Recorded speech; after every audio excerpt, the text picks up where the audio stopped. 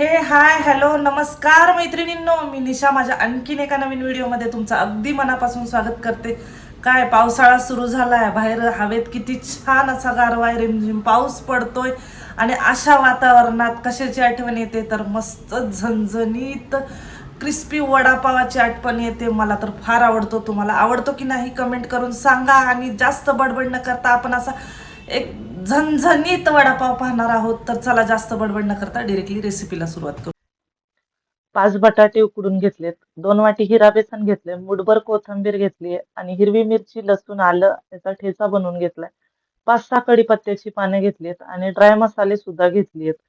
एका कलत्यामध्ये मी तेल गरम करून घेतले. तेल गरम झालं की मोहरी आणि जिरं घालून लगेचच कढीपत्ता घालून घेतलाय आणि आपण जो ठेचा बनवून घेतला होता तो ठेचाही आपण परतायला त्याच्यामध्ये टाकलाय.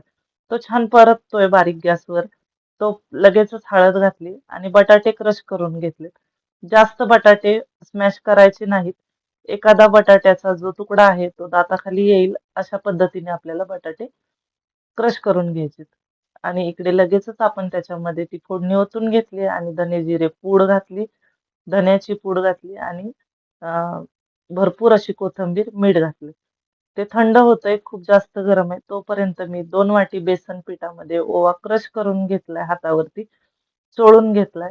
मीठ आणि हळद घालून, थोडं-थोडं पाणी घालून पीठ छान सरसरीत करून घेतलंय. चिमूटभर सोडा देखील या पिठात घातलाय. आणि हे जे आपण बनवलं होतं ते सारण सुद्धा आपलं थंड होऊन एकजीव करून घेतलेलं आहे. त्याचे लिंबाच्या आकाराचे म्हणा किंवा त्यापेक्षा मोठे असे छान छान गोळे बनवून घेतलेत.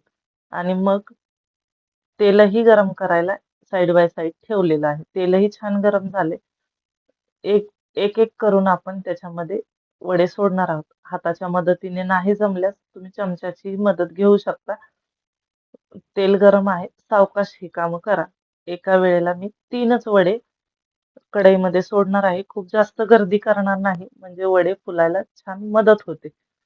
बघू शकता दोन्ही बाजूने सोनेरी रंगावर छान असे वडे तळून घेतलेत. साईडचा चुरा मी मुद्दामच घालून घेतलाय त्याच्यामध्ये, जेणेकरून तो चटणीला कामाला येईल आपल्याला. चुऱ्याची चटणी करणार आहोत आपण. तर बघू शकता मी सगळे वडे इकडे मी तळून घेतलेत. चुरा सुद्धा एक्स्ट्राचा तळून घेतला आहे.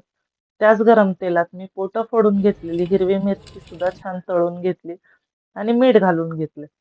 तो चुरा आहे तो आपण छोट्या मिक्सरच्या भांड्यात घालून घेतलाय. मीठ, लाल मिरची पावडर आणि लसणाच्या भरपूर अशा पाकळ्या न सोलता घातल्यात त्याच्या सालासकट.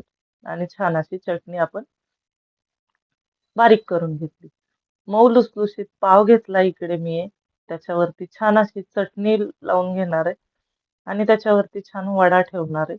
तोंडी लावायला हिरवी मिरची तर तळून घेतलेलीच आहे.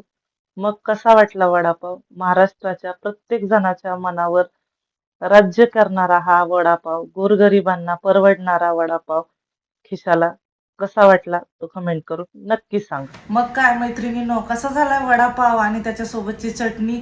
तर आवडली असेल तर व्हिडिओला एक लाईक नक्की करा आणि जाता जाता चॅनलला सबस्क्राईब करायला विसरू नका. आणि तुम्ही सुद्धा लगेचच कामाला लागा. वडापाव आणि त्याच्यासोबत मसालेदार चहा करायला विसरू नका. भेटूया आपण एका अशाच नवीन व्हिडिओ सोबत. तोपर्यंत बाय बाय.